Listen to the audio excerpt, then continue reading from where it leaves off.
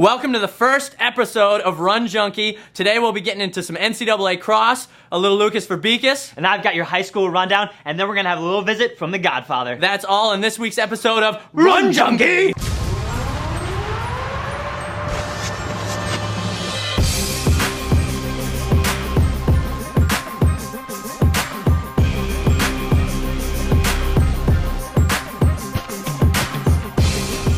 Cross-country season is here. Not many races have gone that really mean anything. So what does that mean? People are all enthralled in the rankings. And right now, enthralled, that's a new vocab word for Run Junkie. Now, the top three on the women's side, a little bit different than you're used to. Georgetown, New Mexico, and Providence. Now, the teams that you're used to seeing, Villanova. Villanova? Will it be Villanova? I was thinking of the movie Willow, you know? But Villanova ranked 5th right now. Florida State ranked 6th. They've been in the top 3 the past couple years. On the guys' side, you got Oklahoma State, the returning champs. They're still sitting on the top. The question is, how good will the Oklahoma State Cowboys be this year? They have 7 guys returning from last year's national championships. 5 of them were All-American. Now, in my investigative status behind the scenes here at Flowcast, I realized that Shadrach Kipchirchir, the 27th finisher at the NCAA championships a year ago, ran for the University of Western Kentucky, is now on the Oklahoma State team. So they have now 6 All-Americans returning. Upon further investigation of rosters around the country, looking at Oregon's and Cal's rosters, there's no Elias Gideon, there's no Jansen Osher, so 2 of the top milers in the country last year in high school are nowhere to be found.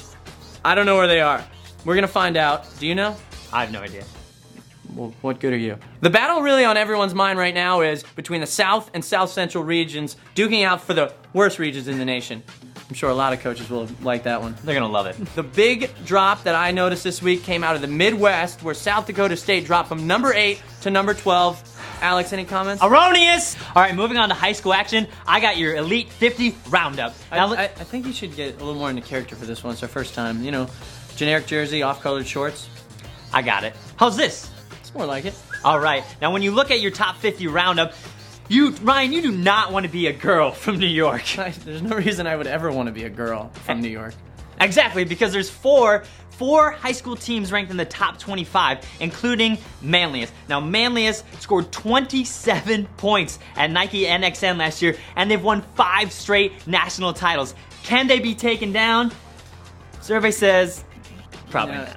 Speaking of Elite 50, I think I noticed our first feature up on FlowTrack yesterday. That's right. Betsy Flood of the Iowa Hawkeyes talks about number 14th ranked West Des Moines Dowling. Now, that's just kind of the start of our program. Look for it as the season progresses. We're going to cover as many as the top high school programs in the country. Look out for that. Moving on with our pro roundup as we wrap up the track season. Whoa. I'm pretty sure it's his turn getting into character. All right, you asked for it. Can't breathe, but ready to go. Man, that is sweet. Do you have an extra? Yeah, go ahead. That's a women's, Alex. I found it curled up in your bedroom. It's not the one. Women's large, that'll work.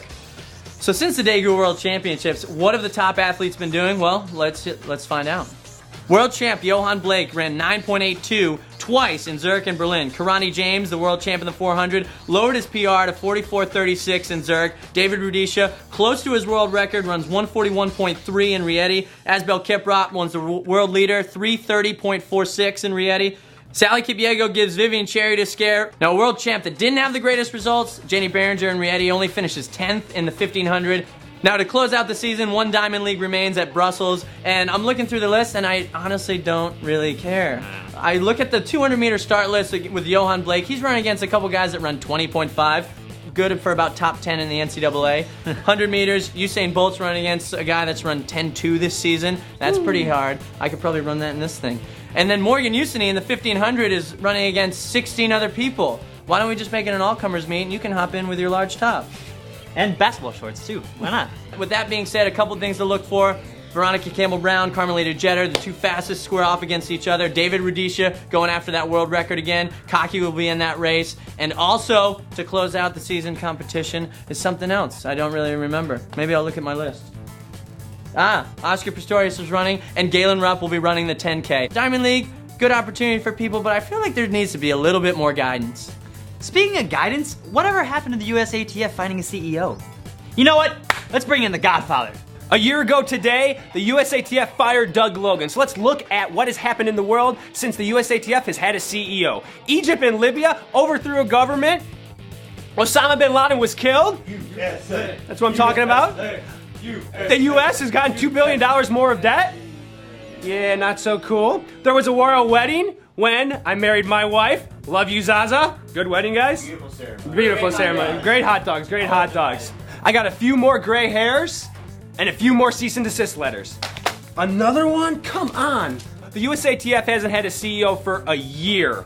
What is going on? Does anyone know what's going on? If I were CEO, one of the first things I would look at would be sponsorship limit. Right now, they limit the number of sponsorships on jerseys. We should be like NASCAR. Speaking of sponsorships, this portion of Run Junkie is sponsored by Wood Screws? Crown Bolt. Crown Bolt wood screws. Crown Bolt Wood Screws. Crown Bolt premium wood screws. Oh, sorry, Crown Bolt Premium Wood Screws. Seriously, we need a sponsor. Daegu recap. What did we learn, Ryan? Well, we learned 1, signs are very self-explanatory. 2, food is always fresh and very organic. 3, dogs are very fashionable. And 4, Daegu puts on a pretty neat track meet. Was that a double stream?